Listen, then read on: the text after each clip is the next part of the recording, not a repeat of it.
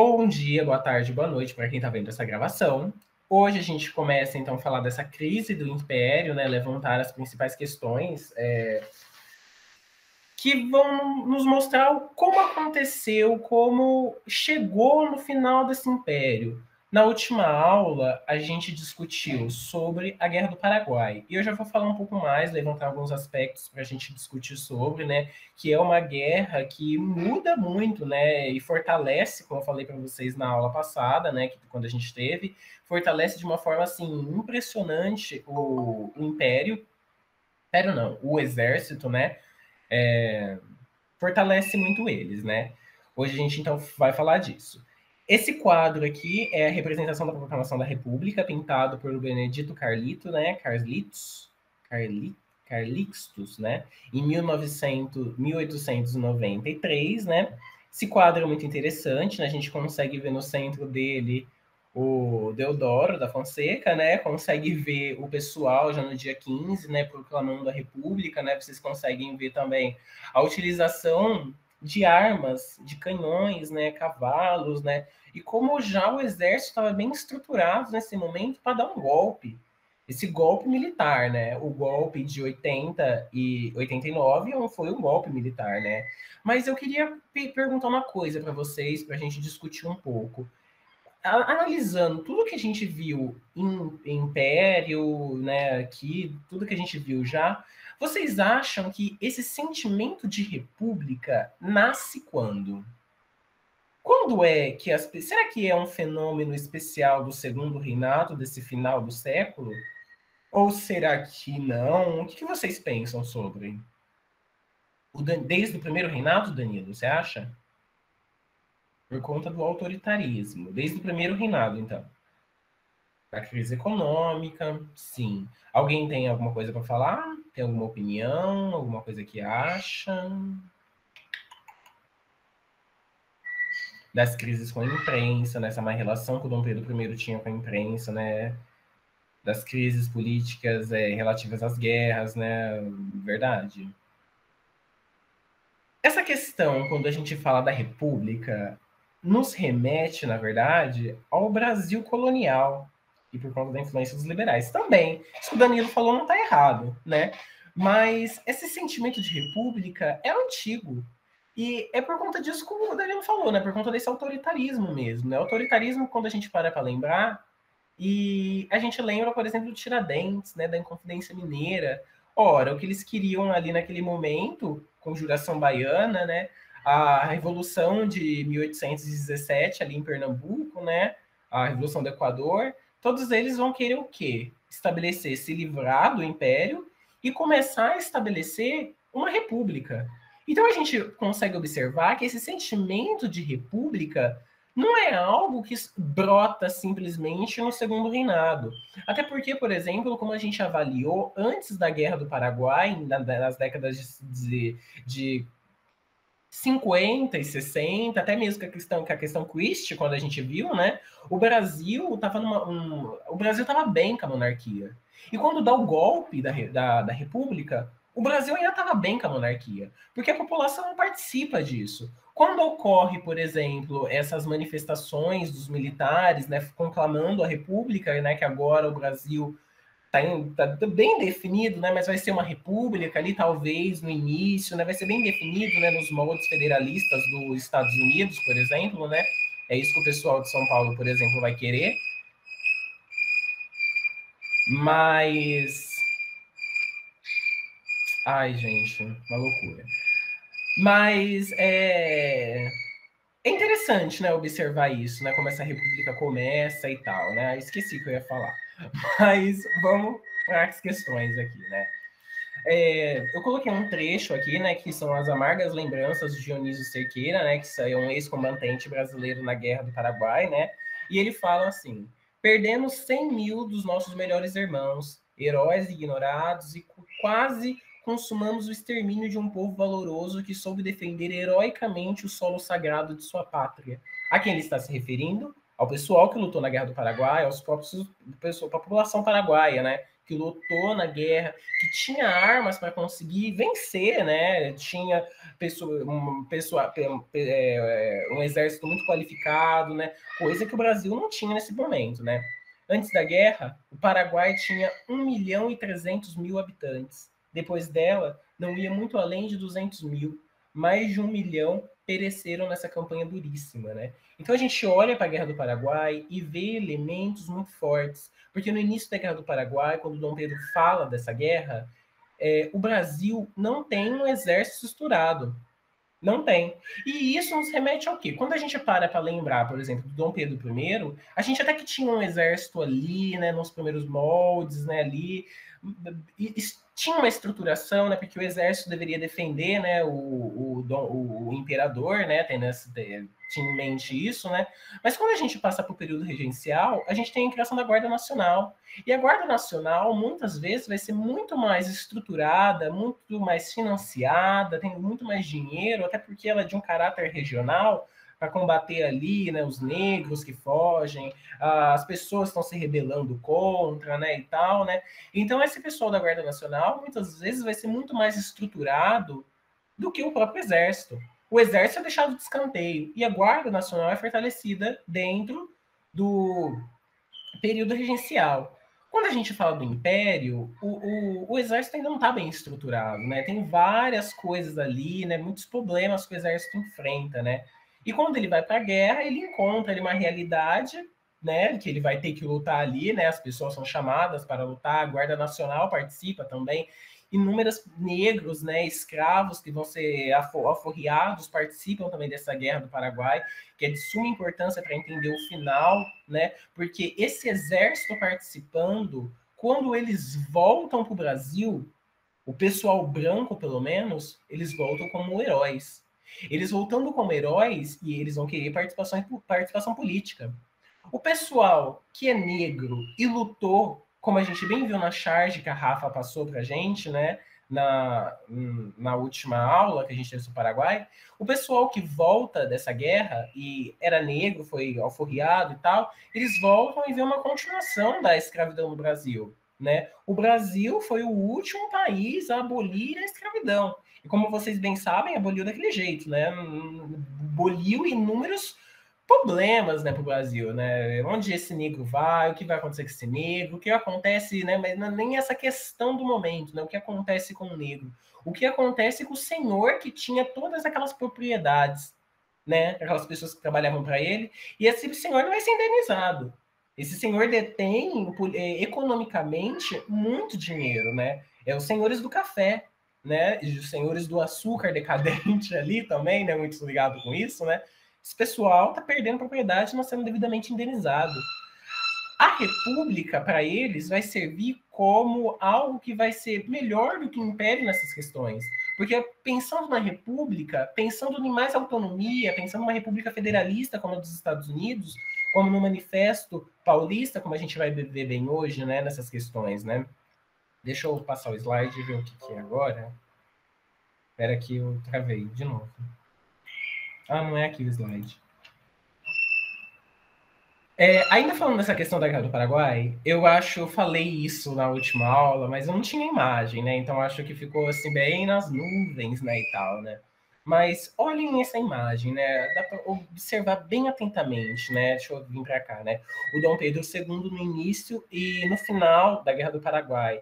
As pinturas do Victor Meirelles, né, e do Luiz Moureaux, né, uma de 1864 e outra de 1870, né? Vocês conseguem observar a decadência de um império, na verdade, né? Olha como Dom Pedro II entra na guerra. Ele entra novo, ele entra esbelto, ele entra com um corpo assim, né? Um corpo de gente jovial, né? Todo ali não tem nada branco, né? Fazendo uma pose, né? E quando ele sai da guerra, ele sai com as barbas brancas, ele já sai ali mais com um corpo já de pessoas ali relativamente idosas, né? Da época dele mesmo, né?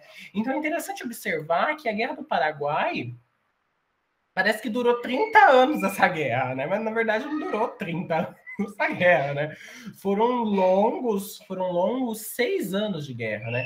6 anos que poderiam ter sido encurtados, né? O Duque de Caxias já queria ter encurtado a guerra no final, né? Mas não conseguiu. Ele sai da guerra e quem termina a guerra é o Conde D, né? A guerra poderia ter terminado muito antes, né? Uma guerra que levou muita gente da população brasileira, muita gente, né, como vocês viram ali, né, morreu, né? Um desgaste econômico muito grande para o Brasil. O Brasil gastou muito com essa guerra, né? Ganhou essa guerra, mas agora tem que lidar com o pessoal que ganhou, né? Já não é essa mesma questão, né? Agora as pessoas vão querer outros interesses, né?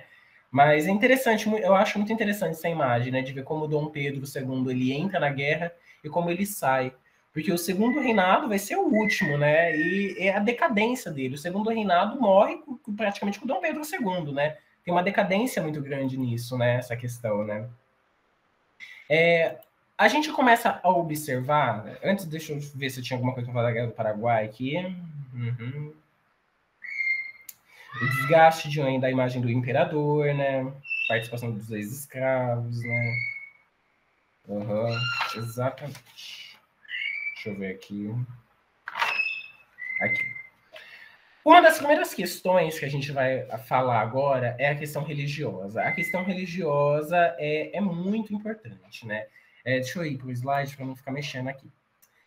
A Igreja Católica, né? O Brasil, nesse momento, era católico, né? Como vários outros países na Inglaterra não, na Europa, né? Já existiam países protestantes e tal, né?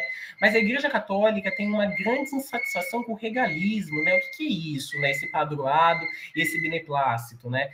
São aquelas questões de que quando surge o Dom Pedro, o Estado do Dom Pedro II está acima da Igreja.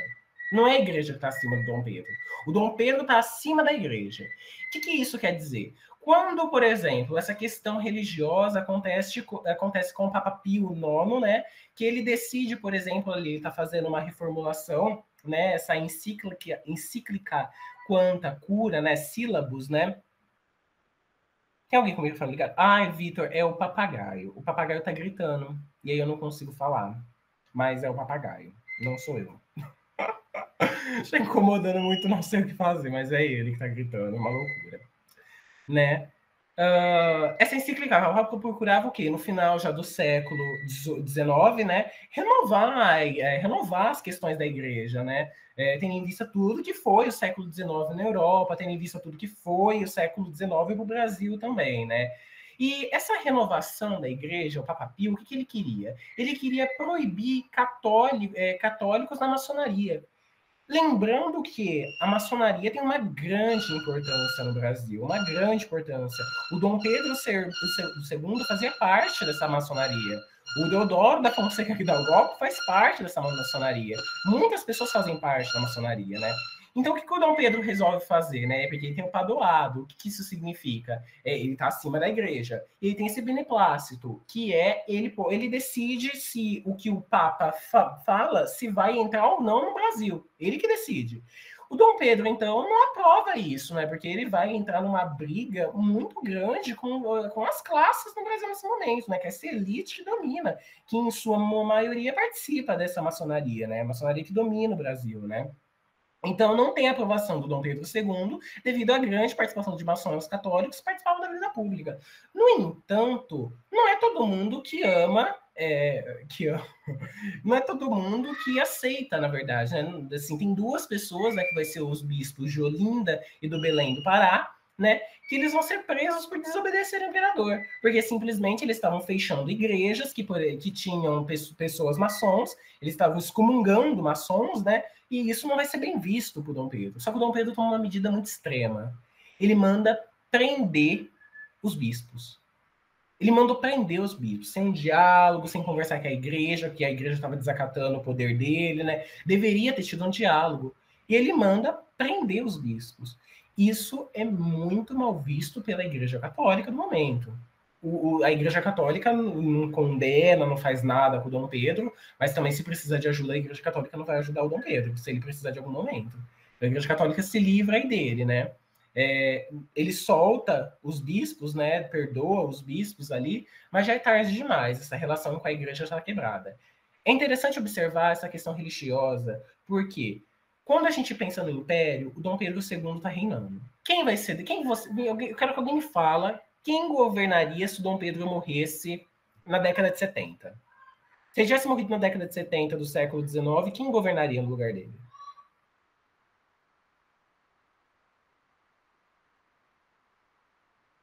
Vamos lá, gente, vamos chute. Os militares? Não, Juliana, não seriam os militares. Eu joguei uma década, Danilo. Eu pensei se ele morresse antes, né? Abel, nossa, eu amei o apelido que a Amanda deu e Princesa Isabel. Seria a nossa Bel. A Bel, então, ela ia comandar. Só que, no entanto, o Dom Pedro tinha que planejar, passar, né, essa coroa para Princesa Isabel. E ele não passa, até porque eles tinham algumas desavenças, né? Por exemplo, nessa questão religiosa, quando a gente para observar isso, a Princesa Isabel, ela era católica, né, uma católica ali fervorosa do momento, né? Ela era a favor da abolição, por exemplo, né, mas ela era uma católica. E ela fica a favor da Igreja Católica. E isso já mostra um descontentamento com a elite brasileira, que era, em sua maioria, pessoal vinculado à maçonaria. O Dom Pedro fica a favor da maçonaria. Então vocês já conseguem perceber uma coisa muito distinta entre os pensamentos deles, né?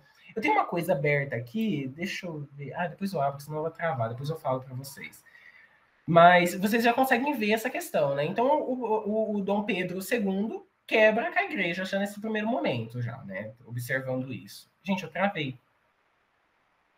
Vocês estão me ouvindo? Sim, professor. Sim, peraí que eu tô voltando. Eu acho. Ai, gente, eu odeio quando isso acontece, porque eu deixo muita coisa aberta no computador. Voltou. Outra questão é a questão militar, né? Como eu falei para vocês, a Guerra do Paraguai institucionalizou o exército no Brasil. O exército estava fortificado. Eles voltaram como heróis dessa Guerra do Paraguai.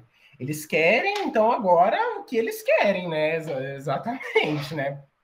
Então, a gente tem a vitória do exército brasileiro na Guerra do Paraguai, a ausência do exército na política. O exército vai querer participar ativamente da política, mas não vai conseguir, né? Eles não vão participar ativamente da política como todos eles queriam, né?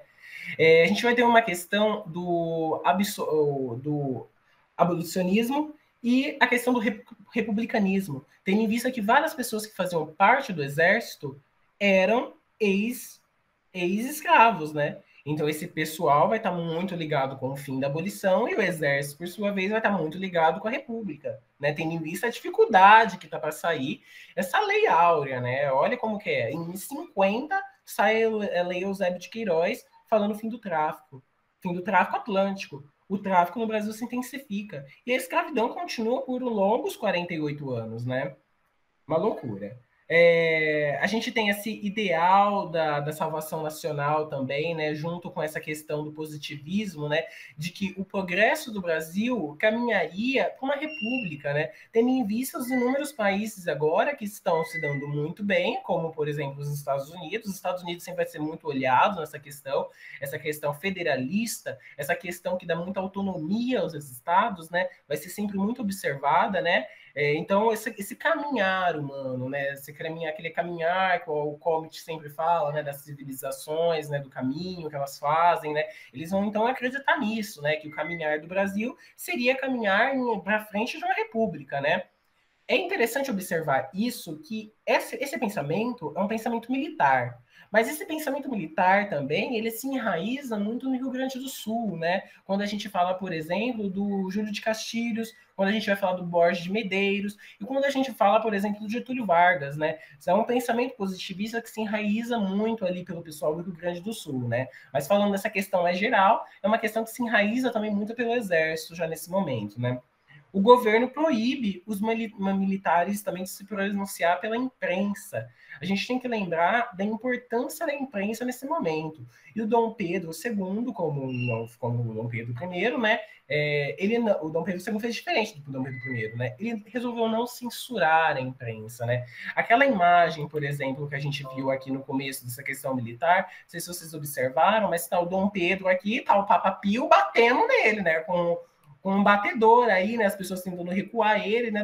Querendo dizer o quê? Essa questão que ele fez com os bispos é errado, agora tá apanhando da igreja, né? Não tem mais ajuda da igreja, né? Uma loucura. Essas charges circulavam de uma forma muito forte no segundo reinado. A imprensa era muito forte e ela tinha uma voz muito ativa politicamente, né? Ela tinha o poder, por exemplo, de manchar a imagem de uma pessoa, né? E ela estava manchando a imagem do Dom Pedro II, né? Como a gente está observando aqui agora, né? Então, o Dom Pedro II resolve proibir os militares de participarem disso, né? Dessa questão da imprensa, né, e tal, né? Não ficar falando muito mal dele, né? Até porque eles já estão almejando uma república, vendo nessa questão do Paraguai, vendo essa questão de que eles já não tinham essa força política, né, tão grande, né, como eles gostariam de ter. Tem uma noção também que está existindo novas pessoas dentro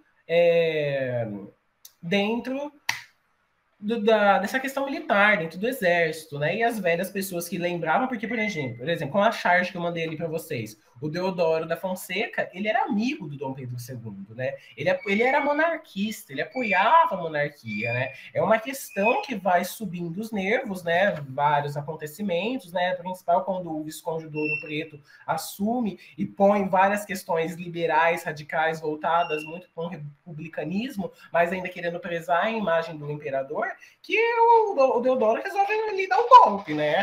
Um golpe, de fato, né? Foda-se a amizade, praticamente, né?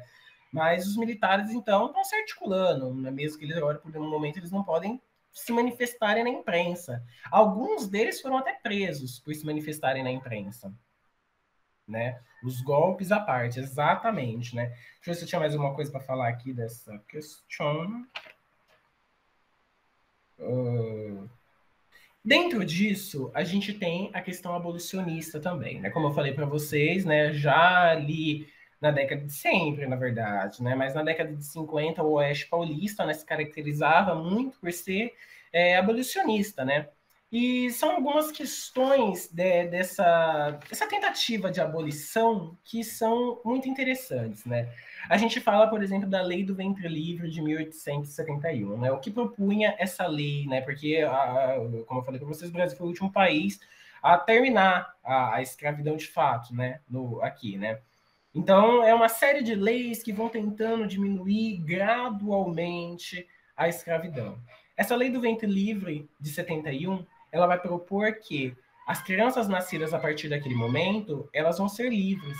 Mas como uma criança é livre? A criança vai ficar até os 7 anos ali, né, sob a tutela do senhor do engenho, né? Vai ficar ali sob a tutela dela, do senhor do café, né? Vai ficar ali sob a tutela dela. Só que para onde que ela vai até com 7 anos? Então essa lei propunha que até 21 anos, aquele escravo que nasceu a partir dessa lei seria liberto, né? Então vocês conseguem ver aí que está, na verdade, mais querendo manter uma manutenção, manter a escravidão do que terminar a escravidão de fato. Né? Essa lei do ventre livre não ajudou ninguém praticamente, né?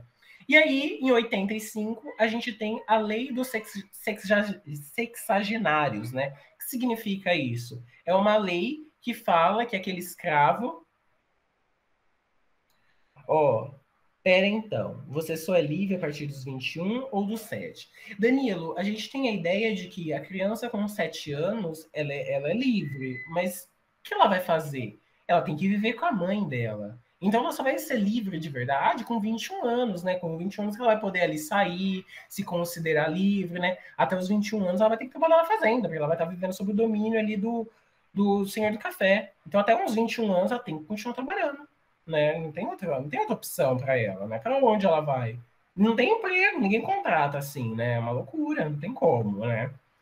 E aí a gente vai ter essa lei dos sexagenários, né, de 85, que essa lei vai propor o quê? Que as pessoas, os idosos com mais de 60 anos, com 60 anos, eles vão ser libertos. É engraçado observar essa lei, porque os escravos não chegavam até 60 anos. A maioria deles morria com 40, morria com 50. Então, um número muito pequeno de escravos iam ser libertos, né, nessa questão da escravidão, né? Mas essas questões a Isabela vai falar melhor, viu, gente? Né? E no final, então, na prática, aos 21 anos, as pessoas se libertavam. Na prática, aos 21 anos, as pessoas estariam livres ali, né? Elas seriam donas do próprio nariz delas, praticamente, né? Mas, né, muitos deles preferiam continuar também nas fazendas, né? Lembrando disso, né? Porque para onde eles vão, né? A família deles não é liberta, né? Não tem como, né? Todo o Senado, né? São leis que são promulgadas ali, né? Todo conversado com o pessoal do Senado, pessoal da elite que está muito ligado com isso, que eles não querem o final dessa escravidão, né? E para terminar, a gente vai ter a Lei Áurea de 1888, né, que dá a libertação dos escravos, só que sem a indenização para os ex-proprietários. Essa lei pega muito mal. Quem assina essa lei, como vocês bem sabem, é a Princesa Isabel. E essa lei pega bem mal, porque não dá a devida indenização para os proprietários de escravos. A gente tem que olhar para o escravo nesse momento e lembrar que ele é uma propriedade. Agora, o senhor de engenho tem ali 100 escravos, perdeu os 100 escravos dele, o governo não vai pagar. Esse pessoal ligado ao café, que está muito ligado com a economia do Brasil e que dá muito dinheiro, eles vão se rebelar, eles não vão querer mais isso. Que loucura essa Princesa Isabel, o que ela tá arrumando? Né? Não indenizou. A questão aqui não é o que vai acontecer com escravos, mas a questão é falta da indenização aos senhores, né? Os proprietários deles, né? E essa marginalização socioeconômica do negro liberto também, né? Tem essa questão também, né? De se pensar para onde esse negro vai, o que vai acontecer com esse negro, né? Esse negro não vai trabalhar, né? O trabalho no Brasil, nessa primeira parte da República, quando ela acontece, ainda é muito mal visto, né? Os trabalhadores do Brasil têm que lutar muito para alcançar o que eles querem alcançar. E eles conseguem alcançar, na verdade, isso quando o Vargas entra, né? Puxo sempre uma sardinha pro Vargas, gente, porque é o período que eu estudo, né? Então, sempre tá ligado com isso. Eu coloquei aqui uma foto também do Dom Pedro, né? Já de 1880, né? Uma fotografia rara deles, né? Para vocês observarem, né? Como que o Dom Pedro era. Vamos passar os slides. Aqui eu coloquei algumas outras charges para vocês verem a força que a imprensa tinha. Essa do lado aqui, que está a revista ilustrada, que mostra o Dom Pedro II dormindo e ele com um jornal aberto escrito O País, é muito interessante nessa imagem, né? O que ela significa, né? O Dom Pedro está dormindo enquanto essas coisas loucas acontecem no Brasil. Ele não está fazendo nada. Lembrando que esses fortes movimentos abolicionistas que vão nascer com esse início da República, principalmente em São Paulo, eles não são reprimidos. O Dom Pedro não reprime eles, né? Então eles continuam, vão ganhando força até ganhar tanta força para o final do Império. Lembrando já que nesse final do Império, o Dom Pedro II estava desgastado. Ora, a gente observa, por exemplo, as inúmeras viagens que ele estava fazendo pela Europa, ele estava meio que não estava ligando muito para essa questão já do Brasil, né? Ele estava cansado já dessas coisas, né? O Império, eu acho essa frase muito interessante. O Império envelhece junto com Dom Pedro. E é verdade, envelhece junto com ele, né? As coisas ficam desgastadas, né? A osteoporose aí, né? É uma loucura. Essa outra imagem aqui também, eu esqueci o nome desse carinha que está aqui empurrando, mas era um carinha que é ligado com o Dom Pedro e que ele vira presidente do Brasil também, alguma coisa assim, eu esqueci o nome dele. Mas ele está empurrando Dom Pedro aí, segundo ele está caindo da coroa, do trono, perdendo a coroa, né? Essas imagens são um simbolismo muito grande. Né? As pessoas populares estão observando, lendo esses jornais, né? Por mais que a maioria da população era analfabeta, mas a imagem tem uma outra conotação, porque a pessoa entende, né, essa linguagem, né, que é não verbal, né? E é muito interessante isso, né? Porque essa linguagem é a linguagem que alcança todas as camadas populares, né? Lembrando também, falando de camadas populares, a questão da igreja com o Dom Pedro, nesse momento a gente não tem rádio, a gente não tem TV, a gente não tem nada dessas coisas. Os padres, os bispos, né, eles que propagam as notícias, na verdade, para esse povo que não sabe ler. Né? Essa questão da igreja quebra isso também. Né? O Dom Pedro perde uma forte forma de comunicação dentro do império, né? Porque ele perde essa maioria desses padres, né, que estão ligados. Tinha muito padre, ligado com a maçonaria também, né? Mas também tinha muito padre que não era ligado com a maçonaria, né? O pessoal que não era ligado com a maçonaria não ia apoiar o Dom Pedro II mais, né? Então tem aí uma fortes coisas acontecendo, né? Essa indecisão com o pessoal do café, que em sua maioria é maçom, que teve essa final da abolição e não teve a indenização deles, com a Princesa Isabel, eles não vão gostar dela, não vão querer ela, né? E é interessante observar também que enquanto a independência sendo propagada sempre por uma mulher, né? Quando a gente olha, por exemplo, a Revolução Francesa, né? Aquela mulher de peitos abertos, né? Falando da independência, no Brasil, né, ainda mais se propaga, tem uma imagem de uma mulher, por exemplo, que está propagando que ela está mais conservada ali, né, não está mostrando peito, não está mostrando nada, né, tá mais conservadora ela, né, maluco. Que a gente vê essa imagem da mulher sendo referida a uma coisa nova, na República e tal, mas eles não querem a continuidade com uma mulher no poder, né, essa questão da Princesa Isabel, né.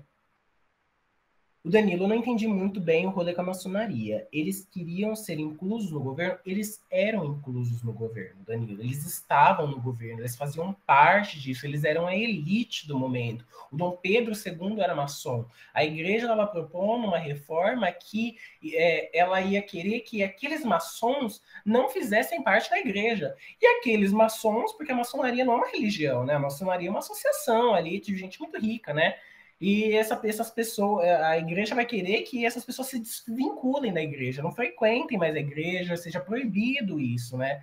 Dom Pedro não vai fazer isso, né? Com esses maçons, né? Os maçons é elite, ele vai perder apoio da elite, ele não pode perder apoio, por mais que ele tá perdendo. Mas ele não quer perder o apoio da elite de uma maneira tão brusca desse jeito, né? Então ele deixa essa questão da igreja aí, né? Prende os papas, né? Que os papas não, prende os bispos, né? Que é muito mal visto isso, né? Mas essa questão da maçonaria, que a maçonaria está muito ligada com o império, né? Está muito ligada com o golpe da República, né? Os cafeicultores que vão dar o golpe, os militares, né? Ainda hoje, por exemplo, né? Não sei na cidade aí de Santos, né? De vocês, né? Mas ainda hoje, por exemplo, a maçonaria é muito forte no Brasil, né? Tem uma força muito grande. A minha cidade, por exemplo, que eu moro, é uma cidade extremamente maçom, né? Eu ando andando de carro, né? Dirigindo pelas rotatórias da cidade, tem sempre símbolos maçons, né?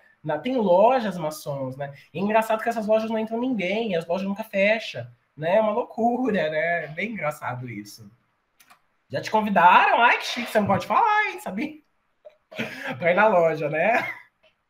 Aqui também tem uma sede da maçonaria, é muito grande, eles dão cursos lá, né? Mas as pessoas têm todo esse ideal, né? Ali, uma coisa do diabo, né? Uma coisa ali, né? Quando na verdade não é, né? É uma associação de gente muito rica que decide, né? Algumas coisas ali da cidade, né? Muito ligados com a República, né? E são bem ligados com isso, né? A cidade, por exemplo, de Washington, né? É uma cidade extremamente maçônica, né? Com vários símbolos maçons, né? Também, né? Olha, que chique. Eu, gente, se eu fosse convidado para maçonaria, eu iria. Eu iria. Eu tenho muita vontade de conhecer. De verdade. Nossa, eu queria participar também. Quem lê para mim a questão?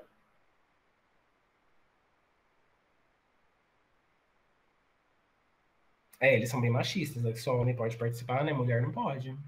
É uma continuação do machismo ali dentro, né? Mas eu tenho muita curiosidade de saber quais são as discussões deles, né? São discussões políticas, com certeza, né? Mas e aí, alguém lê a questão para mim?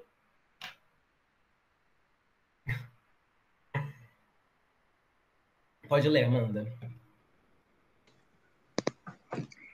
Considerando a linha do tempo acima e o processo de abolição da escravatura no Brasil, assinale a opção correta. Quer que leia a linha do tempo ou não precisa? Não precisa, não. Gente, vamos Tá. observando. Letra A. O processo abolicionista foi rápido porque recebeu a adesão de todas as correntes políticas do país. B. O primeiro passo para a abolição da escravatura foi a proibição do uso dos serviços das crianças nascidas em cativeiro. C. Antes que a compra de escravos no exterior fosse proibida, decidiu-se pela libertação dos cativos mais velhos. D. Assinada pela Princesa Isabel, a Lei Áurea concluiu o processo abolicionista, tornando ilegal a escravidão no Brasil. Letra E. Ao abolir o tráfico negreiro, a Lei Eusébio de Queiroz bloqueou a formulação de novas leis anti-escravidão no Brasil. Obrigadão, Amanda. Por nada. E aí, pessoal? Ó, o Danilo já vai de D. Será que é D, Danilo? E aí alguém vai na do Danilo, vai falar que é contra o Vitor. Peraí, tô operando, Danilo, opera. Tá bom.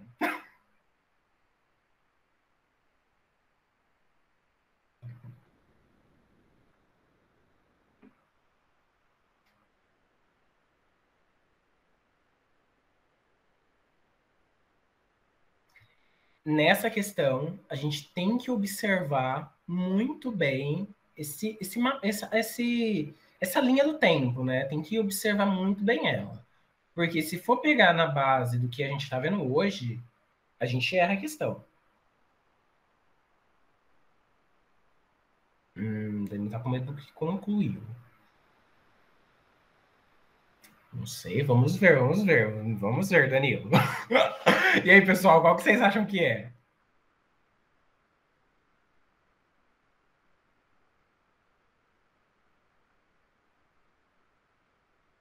A Amanda acha que é a B. Ó, Danilo, já tem alguém contra você, hein? Só não pode brigar igual aconteceu lá no VMA. Daqueles dois lá brigando. Está confusa, Vitória? Será que teve briga? Teve, ô. Tô entre B e D. Ó, então vamos ver qual que é a alternativa correta. One, two, three. A alternativa correta, então, é a D mesmo, né? Que essa linha mostra, então, para a gente um final, né? Na verdade, dessa questão abolicionista no Brasil. Por que o final da questão abolicionista? Porque é o final do final da escravidão. A lei determina o final da escravidão. Então, o final aí, os abolicionistas, né, festejaram, né, o final da escravidão, né? Quando a gente para pensar no que vai acontecer com negros, é outra questão. Mas agora o negro já não é mais escravo no Brasil. Então, é o final dessa questão, né? Assinada pela princesa Isabel, a Lei Áurea concluiu o processo abolicionista, tornando ilegal a escravidão no Brasil. Não pode mais fazer escravidão de acordo com essa lei. Por que não é a B? O primeiro passo para a abolição da escravatura foi a proibição do uso do serviço das crianças nascidas em cativeiro? Não. Porque não foi o primeiro passo para a escravidão. Esse gráfico está bem equivocado, se a gente parar para pensar, na verdade. Porque essa B está considerando a lei de 1871, a lei do ventre livre. Ela não foi a primeira lei. A lei de Eusébio de Queiroz também não é a primeira lei para terminar o tráfico. A gente lembra das leis do Feijó, por exemplo, né, que era aquelas tais da leis por inglês ver, né? Só que é só para inglês ver mesmo, né? Porque não ficou na prática, né? A lei Eusébio de Queiroz, né? Com base na lei Bill Arbiden, né? Que dava poder para a Inglaterra, né? Destruir os navios negreiros no meio do mar, né? E invadir, levar o pessoal escravo de volta para a África, né? É uma questão muito forte também, né? Mas analisando o gráfico, observando que no primeiro lugar está a lei Eusébio de Queiroz, em 50, e termina na Lei Áurea, em 88, 44 anos, né, do final do tráfico até a lei de final da escravidão, é a questão D mesmo, né? É a questão D. Continuando, então, agora a gente vai falar um pouquinho, a gente já está acabando, a gente vai falar agora só rapidinho desse movimento republicano e essa queda do império. Vocês conseguiram observar que essas três questões, questões militares, questões religiosas e qual que era a última questão? Abolicionista, são questões importantes, né, que estão aí fragmentando o império, né? Eu coloquei aí do lado para vocês verem um retrato da princesa Isabel, já em 1890, né? Ela já estava lá na França, vivendo com o marido dela, né? Outra questão que a gente tem que lembrar é que a princesa Isabel, além de ter esses problemas que ela tinha aquele, tipo, o marido dela não era muito bem visto também no Brasil, porque ele era francês também, né? Ele era meio antipático e tal, o pessoal não gostava muito tanto deles assim, né? Mas em 70, então, a gente tem um movimento republicano que vai, né, o movimento republicano que termina, né, com o final do Império em 1889, né? E aí a gente tem o lançamento de um manifesto republicano pelos paulistas, né? O pessoal aqui de São Paulo que vai terminar essa escravidão e não vai ser indenizados, né? Eles vão ficar muito irritados com isso, né? Muito irritados, né? Mas antes já estão tramando isso, né? Esse manifesto republicano já dá ênfase ali no que eles estão querendo, né? Mais autonomia para os estados. Lembrando também que essa questão do império, a gente lembra muito do poder centralizador, né? O Dom Pedro tinha um poder centralizador, né? As províncias desse momento, elas não tinham uma autonomia, né? E o estado de São Paulo era o estado que levava nas costas do Brasil nesse momento por conta do café. E eles vão querer essa questão federalista no Brasil, porque eles querem autonomia do Estado, né? Então eles não estão muito ligados com isso, como a gente vai ver no trechinho do Manifesto Republicano, de 70. Tem a criação de um jornal chamado A República, que é um jornal muito forte, muito difundido. Várias pessoas políticas escreviam nesse jornal desse período, um jornal muito difundido ali pelo pessoal, né? E era um jornal que proclamava já a República, né? Falava já da importância disso, né? Lembrando dessas pessoas que já são mais novas, né? E não lembravam dessa herança do império, né, dessa questão boa e tal, né, essas pessoas mais ricas, né, a classe popular nem tanto, né. E aí a gente vai ter também a fundação do Partido Republicano Paulista, né, que eram aqueles tais liberais exaltados, né, também, né, muitos deles, né, o PRP em 1873, né. Eles vão ter duas divisões ali dentro desse partido, né, onde os evolucionistas vão defender a instauração da República pela via pacífica, né? Então ali a República tem que acontecer de uma forma pacífica. O Dom Pedro, tchau, tchau, querido, deixa a gente aqui em paz, a gente vai instituir uma república, né? Sem guerras, né? Tô querendo dizer, né? Sem uma questão dessa, né? E vão ter os revolucionários, que eles vão defender a Revolução Popular para derrubar o Império, proclamar a República, né? E essa tá mais ligada com o Silva Jardim e o outro com o Quintino Bocaiúva, né? É interessante essa questão do Silva Jardim, porque quando acontece a República, né, eu acho que vocês bem sabem disso, as pessoas não querem a República, as pessoas populares não querem a República, elas são monarquistas, né, e eu acho que tem um apagamento muito grande da história, né, de a gente falar disso, né, até porque a República propôs esse apagamento, né, de que quando começou a República, as pessoas populares, elas eram monarquistas, muitas pessoas morreram por conta disso, tá? Porque elas queriam a volta do Dom Pedro, né? Tem sempre essas pessoas ligadas com essas coisas, né? Que eu coloquei, eu já falei, né, do retratozinho da princesa Isabel, da Belle, como a Amanda falou. Aqui é um trechinho do Manifesto Republicano, né? Nesse país que se presume, né, constitucional, antecede por defeito do sistema que só há um poder ativo, onipotente, perpétuo, superior à lei e à união, e que é esse justamente o poder sagrado, inviolável e irresponsável. A própria guerra exterior que tivemos de manter por espaço de 6 anos deixou ver, né, o quanto é impotente e desastroso o regime da centralização para vanguardar a honra e a integralidade nacional. A autonomia das províncias é para nós um do princípio cardeal e solene que inscrevemos em nossa bandeira. Somos da América e queremos ser americanos. Gente, isso é muito impactante. Isso é muito impactante. Somos da América e queremos ser americanos. O que isso quer dizer? Que América é essa? A América dos Estados Unidos, né?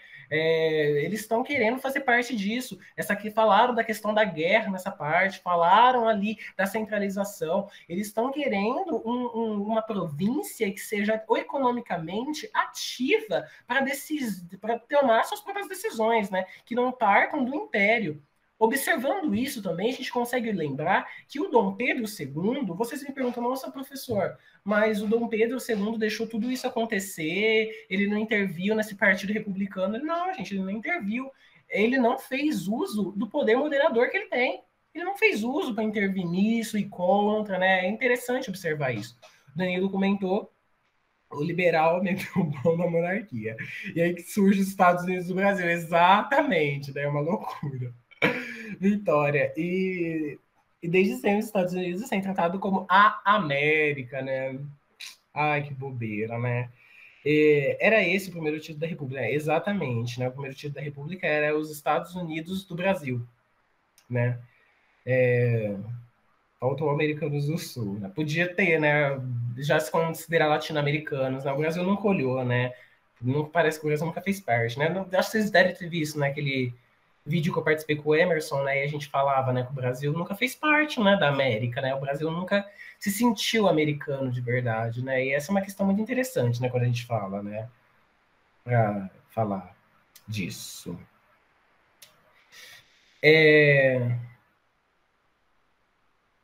Deixa eu ir para o próximo slide, qual que é? E aí a gente tem o golpe da República, que aconteceu no dia 15 de novembro de 1889, Coloquei uma fotinha do Marechal. Hoje a gente tem festa para esse golpe, né? A gente comemora o golpe da República. Vamos comemorar a República, né? É igual no 7 de setembro, quando o pessoal foi comemorar o 7 de setembro, né? Eu não entendo muito porque tem essas comemorações, né? Não sei o que tem para se comemorar, né? Porque, na verdade, beneficia sempre uma elite, né? Eu falei para vocês que na independência a população não participou, teve aquela charge que eu mostrei para vocês, e as pessoas perguntavam, o que está acontecendo? Né, o pessoal, os políticos soltando fogos, né? O que está acontecendo? As pessoas não sabiam o que estava acontecendo na independência do Brasil. Na República, as pessoas também não sabiam o que estava acontecendo na República no Brasil. Teve uma passeata dos militares, e as pessoas pensavam que era alguma coisa que o Império estava fazendo, os militares e tal. Não, era o golpe da República, ninguém sabia o que estava acontecendo. O pessoal era muito monarquista, né? O Império termina com a elite não gostando do Império, mas a população simpatizando com o Império. O que o Dom Pedro fez de tão ruim assim para a população não gostar dele, né? A gente lembra da questão Christian, eu já falei muito disso para vocês. A gente lembra do final dessa Guerra do Paraguai, o Brasil ganhou a Guerra do Paraguai. Uma pessoa simples a falar assim, o Brasil ganhou a Guerra do Paraguai, é uma coisa muito grande, né? Muito feliz ali, né? Mas esse golpe, então, tem a ajuda do exército, né? Muito ligado com esses positivistas, né? Eles são positivistas, né? E o Partido dos Cafeicultores, né? Do Oeste Paulista, né? Então, eles se articulam para dar o famigerado golpe, né? Essa articulação do Benjamin Constant, né? Que ele era muito ligado com esse positivismo também, né? E ele era um militar muito rigoroso também, né? Ele articula ali, né? O líder que faz o golpe é o nosso primeiro presidente do Brasil, o Marechal, não sei falar, Marcheral, droga. O nosso Deodoro da Fonseca, não teve participação popular, as pessoas não participaram desse golpe, e ele continuou mantendo essa estrutura socioeconômica do Brasil, né? Deixa eu abrir aqui um negócio que eu queria falar, né? Então, essa questão, a gente viu o isolamento do imperador, né, com a elite dele, mas ainda uma simpatia populacional. A população não participa desse golpe, né? Especialmente no cenário da abolição da escravatura, né? Os escravos viram com bons olhos, né? A princesa Isabel assinando lá para eles, né? Então eles viram com bons olhos isso também, né? O Dom Pedro II, ele até tenta articular, né? Ele tira um dos conselheiros do primeiro-ministro, né? Lembrando que era naquele momento parlamentarismo ainda, né? E coloca o Visconde de Ouro Preto, né? O Visconde de Ouro Preto, ele vai propor algumas reformas, né? Muito reformistas, ele é muito liberal, né? E ele estava tentando dar o que os republicanos estavam querendo. Ele estava querendo tirar, por exemplo, do Império esse caráter centralizador, né, e dar um pouco mais de autonomia para as províncias, para ver se amenizava ali, apaguizava ali as questões, né? Se o pessoal não queria fazer guerra com o Brasil nesse momento, né? Não dá certo, o golpe acontece antes disso, né? Antes de entrar numa discussão, numa promulgação dessas leis, né? Ele bota o fim desse critério censitário também, né? Bem interessante isso, né? Liberdade religiosa, o que ele propunha, né? O gabinete, né? O fim do Senado vitalício também, e autonomia para as províncias, como bem falei para vocês, né? 15 de novembro a gente vai ter a queda, né? Uma aliança de ocasião do exército, desses cafeicultores, né? A monarquia cai, a república levanta, o parlamentarismo cai, o presidencialismo começa nesse momento, né? E o federalismo também. A gente vai ter um Brasil, nesse primeiro momento, muito não sabendo o que vai acontecer de fato, né? Não tem uma estrutura física ali, né, do que vai acontecer, né? Não tem, vai se estruturar nesse golpe. Até porque no dia que acontece o golpe, o marechal é de manhãzinha que acontece o golpe, né? Não estava ali programado para acontecer um golpe, né? São essas questões do Visconde de Ouro Preto, né, que fazem com que o Deodoro, que era super amigo do Dom Pedro II, deu o golpe. Com o golpe, a família é convidada a se retirar do Brasil, a se exilar, né? O Dom Pedro, por exemplo, vai morrer na Europa, né? A princesa Isabel vai morrer na Europa, né? Depois, no final, ali, eu acho que já depois da Era Vargas, ou Era Vargas, né? Acho que depois da Era Vargas. Depois da Era Vargas. Um dos filhos sobreviventes, né, da princesa Isabel, né, que ela tem acho, 3 filhos, né? 2 morrem na Primeira Guerra Mundial, né?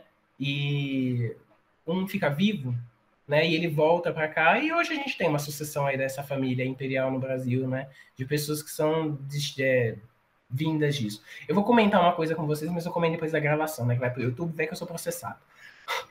Mas vamos ver agora as questões. Deixa eu ver se alguém mandou alguma coisa no chat.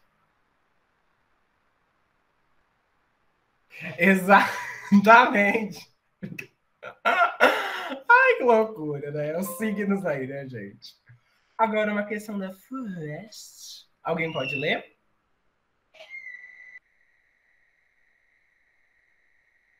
A Amanda gosta do feriado. Também gosto do feriado. A gente não faz nada, né? Mas acho que o sentido do feriado eu não curto. Alguém pode ler, pessoal? Eu posso. Pode ler, então, Vicky. Quintino Bocaiúva, pouco antes da proclamação da República, disse: sem a força armada ao nosso lado, qualquer agitação de rua seria não só um ato de loucura, mas principalmente uma derrota de rua antecipada. A propósito da participação dos militares na proclamação da República, pode-se afirmar que a. O republicanismo era um movimento uniforme, articulado em torno de proposições como a de uma aliança sólida e permanente com os militares. B. Silva Jardim e Benjamin Constant eram partidários de uma revolução popular apoiada pelos militares, visando universalizar a cidadania. C. A pluralidade de propostas políticas e sociais existentes se traduzia em divergências variadas, como o papel dos militares na eclosão do movimento. D. Revela o desinteresse de todas as lideranças do Exército com a relação à questão da cidadania, da adesão popular e da participação democrática. E E. O republicanismo brasileiro foi inspirado pelos Estados Unidos, onde os militares desempenharam um papel preponderante na criação do regime republicano. Obrigado, Vicky. E aí, pessoal, qual que é a alternativa? É a última questão. Essa eu achei um pouquinho mais complicado. Quando a gente olha para essa questão, eu falei isso, vou deixar vocês refletirem um pouco em Danilo e Victoria. Vou deixar vocês darem uma refletida. Amanda. A Victoria acha que é a D. A D também é boa. O Victor acha que é a A. E o Danilo foi uma coisa extremamente importante. Não eram uniformes, né? Até dentro das pessoas que apoiavam não eram uniformes, né? Quando a gente fala do Silva Jardim do Benjamin, por exemplo, né?